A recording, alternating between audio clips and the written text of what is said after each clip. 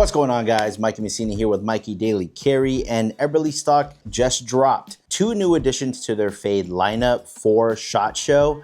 And this one right here is actually the Fade Flex Micro. I also have another Fade bag that I'm gonna review after this, but this is all about the Fade Micro. If you've been wanting something that's low profile, a fanny pack size, and built for real EDC use, this might be the one. Now, I got a lot of complaints about this being a little too large and everything like that, and you guys aren't lying. It's a pretty big pack, but they slimmed it down with this guy right here, and I think this is gonna hit the sweet spot.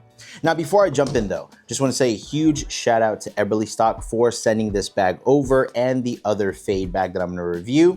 This video is not sponsored, but this product was provided for review, and I am an affiliate for Eberlestock. So I'll have this in the links in the description of this video, along with an affiliate link, which if you purchase things using that link, you don't pay any extra, you just help me and the channel out. But regardless, if I am an affiliate for companies, I am always gonna give you my honest thoughts. And the timing of this is perfect because I will be at SHOT Show, and these are literally launching right around that window. Now, first off, let's talk about why this bag exists in the first place. Now, I talked about it in the very beginning. A lot of people commented, the bag is just way too big, so on and so forth. So Eberlestock just told us straight up, the reason behind these new bags is because of the size. It's simple. They listen to consumer feedback, and these new models help complete the Fade collection. This micro is designed to be a lot more subtle and discreet compared to the bigger brother of the Fade Flex. It's sized closer to a traditional fanny pack, but still capable enough for everyday carry. All right, let's dive right into the specs of this bag. First off, when this comes out, it's gonna come out with an MSRP of $69. May or may not change. Colors of this is gonna be a black. It's also gonna come in olive green, and there's gonna be a steel gray color as well. Without anything loaded inside of it, it does weigh 9 ounces, and the material is a 210 Denier Regen Robic Nylon Mini-Ripstop. The measurements are 8.5 inches by 5 inches by 2 inches. So it's compact, it's lightweight, and it's definitely in that grab and go capacity category. Now, feature-wise, here's what makes this really interesting. First, it's designed for ultimate adaptability, meaning you can wear it at the waist, as a crossbody bag, and it has an internal adjustable belt, just like the OG Fade Flex, which is gonna be hidden in this back pocket right here, which you can also use as a small dump pouch. I sometimes put wallets back there and whatnot, and I really like that. But you don't have that extra cinching on the outside that gets confusing with a lot of different fanny packs that are out there. They also mentioned that the hip belt is expandable for up to 55 inches, which is awesome because it fits a wide range of body types and carry styles. And obviously I joked around the beginning, but the big standout with this is that rear pocket. It does come standard.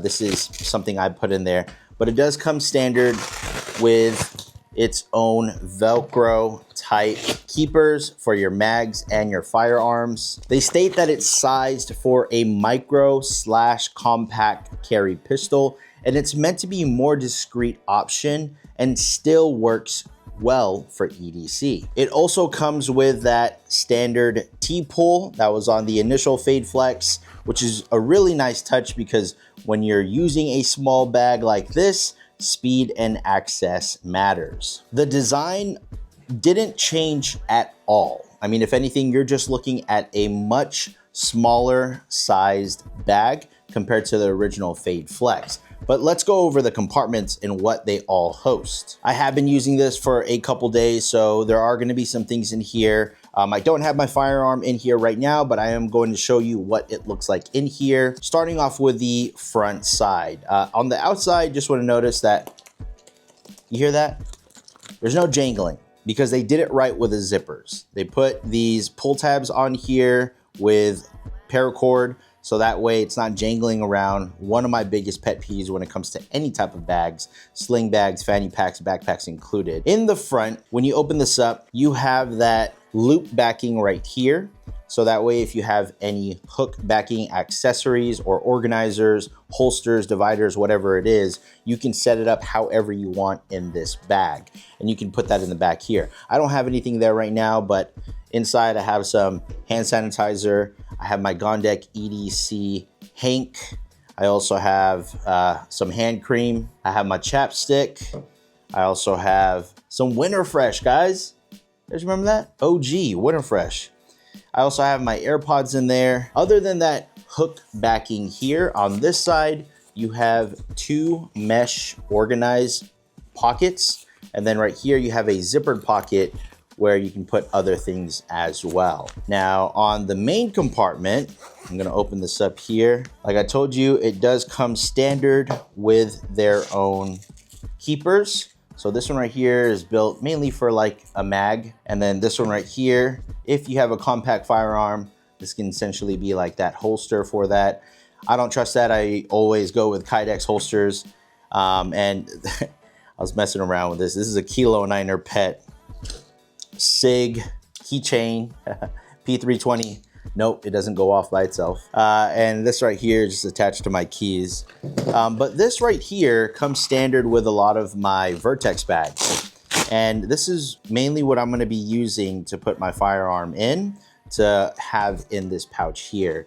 But nothing too fancy on the main compartment where the pistol goes. You got loop backing on the front, you got loop backing on the back. So if you want to put patches in here as well or anything like that, you can do so. And that's pretty much the main compartment. On the back side here, like I said, this is where the strap hides. So that way it's not exposed on the outside and you're not accidentally tightening it or loosening it as you wear it throughout the day. You set it and forget it and you stash it in here. I really like how Eberlestock thought about that. So that's pretty much the bag itself. I showed you guys how I loaded that front pouch out. Now, feedback that I have for the first Fade Flex that is going to be the same for this one here. It doesn't have that rapid access pull tab. Now, the Eberlestock Bando bag, which I put the rapid access pull tab on, is probably the best video I have on YouTube out right now. And I wish that there was some form of implementation of that with their carry concealed bag. In second moments, you want to get access to your firearm quickly. Now, I was drawing from this and I was getting shots off in about less than 2 seconds for sure.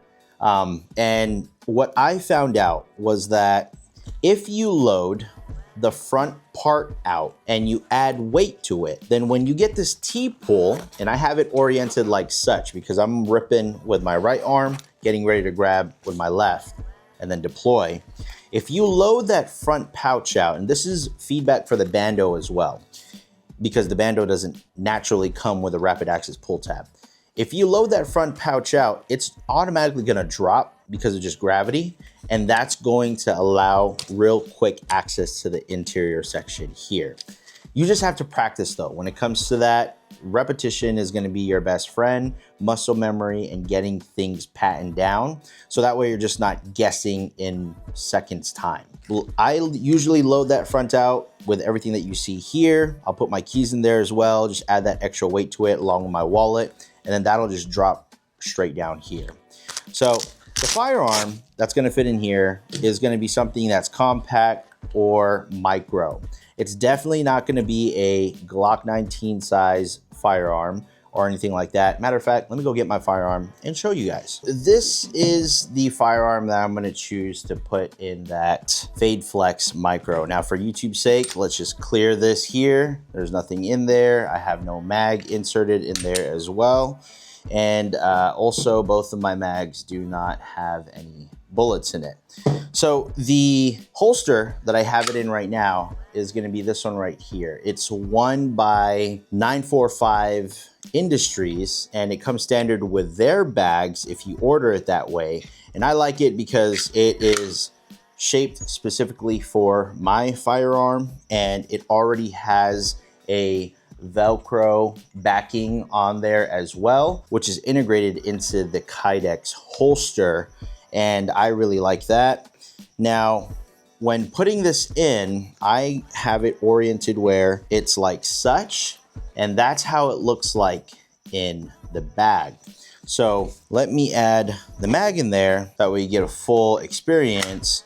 So with the mag inside, I'm gonna be closing this up, closes nice and tight. So anything larger than a 43X is gonna be way too big for this bag, in my opinion. Now, this is what I was talking about. You load the bag out in the front, so that way when you go and draw, so I'll show you guys right now, just put everything that I took out in the front. Another thing I'm gonna do is, I'm gonna get the shield arms. By the way, these are shield arms mags. I got the +5 on there. And so what I'm going to do is plug this in like so. And a good way that I'm gonna orient this is right up top in the front pocket. And then that way, if I need to unzip that top half, I could just get real quick access to that extra mag and then load it out. So with the pistol in there, that's pretty much how this bag looks, okay? So it still keeps that compact size. Now it looks much more like a fanny pack because this on my person was huge. And with it being green, I mean, it just pops out. So I'm all for the gray man look and not having it stand out or anything like that. But the first fade flex, I mean, that was difficult. That really was. So this is how it looks like on my person, right?